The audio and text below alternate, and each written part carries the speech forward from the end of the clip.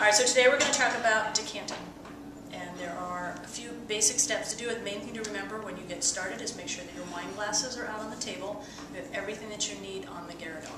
When you pick up your wine from the bar, you'll have your bottle as well as your decanter. Okay, take it over to the Garridon, place it into the basket, and this is only for red wines.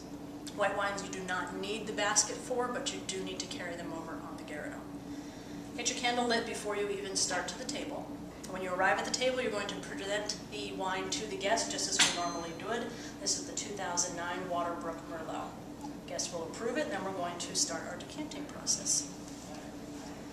With your wine tool, removing the foil. You can do this two ways. You can either remove just the top of the foil, or you may remove the entire foil. Okay, that's your preference. If you decide to remove it, please don't do one of the pull-off techniques. It needs to be removed with your wine tool. Place that back into your pocket. Now the key thing to remember while you're opening wine is it's on an angle. And as you're opening it, the wine's going to want to come out with the cork.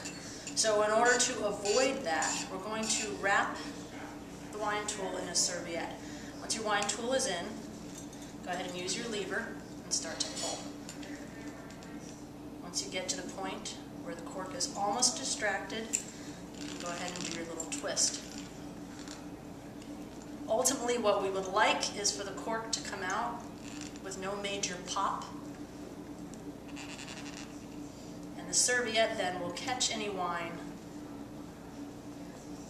that may have come out instead of having it land onto the table. Please remember to present the cork to the guest.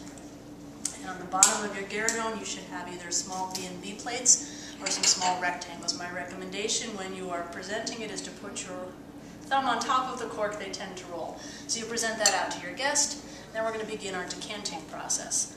Again, I would recommend laying the serviette down to catch any drips that may come as you start to pour. So remove the bottle from the basket, and we're going to bring the decanter up. Remember, the decanter should not touch the wine bottle, and it should not snuff out the candle. Start pouring with a little bit of a flow to get it going. If you pour too slowly, the wine will dribble down the bottle and extinguish the candle. So we're going to start off a little quick and then slow down a little. What we're looking for here is a glow in the shoulder of the bottle. Important thing to remember with decanting is to not stop once you have started until you're completely at the end. So with a glow coming through the top of the candle, or top of the bottle rather, from the candle, I can see any sediment that might be in the bottle.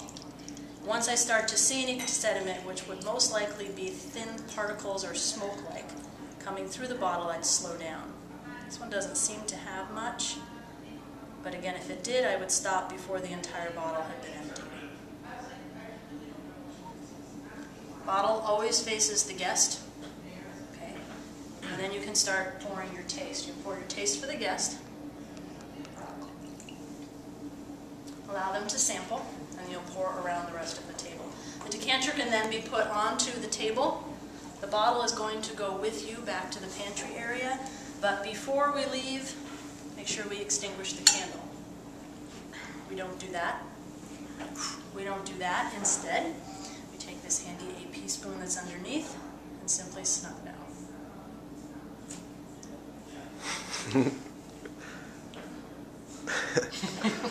There we are. And that is how to decant a bottle of wine.